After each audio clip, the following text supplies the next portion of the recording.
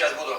Такой важный день и так проспать. Каждую свободную минутку Алсу Бельданова выкраивает, чтобы посмотреть любимый сериал. Мама в декрете, оторваться от Бербер-Хель не может с первой серии. В сериале все как в жизни. У некоторых героев можно поучиться мудрости и найти выход из своей житейской ситуации. Мне нравятся взрослые актеры.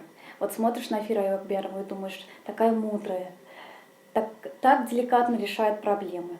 Но вот смотришь на Зульфию Валиеву и думаешь, какая же она ухоженная, красивая. И вот я сижу в декрете, охота быть похожа на нее. Ага, может себя так же повести.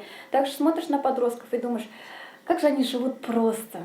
У них нет каких-то проблем, не заморачиваются, а в жизни надо и так надо.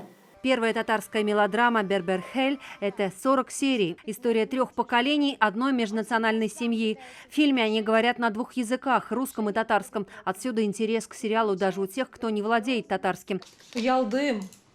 А потом боялась, что появится татарский акцент. Как и в жизни, герой решает житейские трудности, чтобы сохранить семью. Помогает, конечно, любовь. Когда в жизни, допустим, происходит даже семейный конфликт, внутренние трудности какие-то или вообще общие трудности, люди боятся делиться, чтобы быть непонятым. Мы же в своем сериале это очень так тонко, аккуратно показали, что все эти сложности в жизни, они случаются у всех.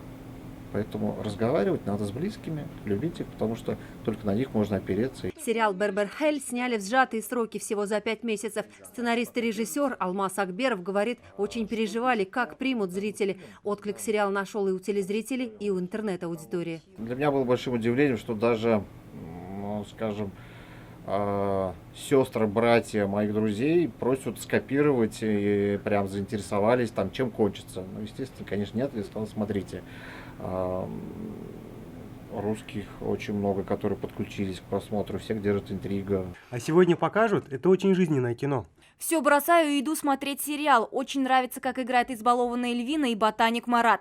Все молодцы, как хорошо играют. Покажите, пожалуйста, все серии подряд. Одной мало. Показ сериала завершится 20 декабря. Подробности сюжета авторы держат в секрете, но уверяют, дальше только интереснее. Напоминаем, на нашем канале мелодраму показывают 4 раза в день. В 9 утра, в 14:45, 17:30 и 22:00. Юлия Гоголева, Ленар Хузяхметов, Олег Мыльников, ТНВ, Казань.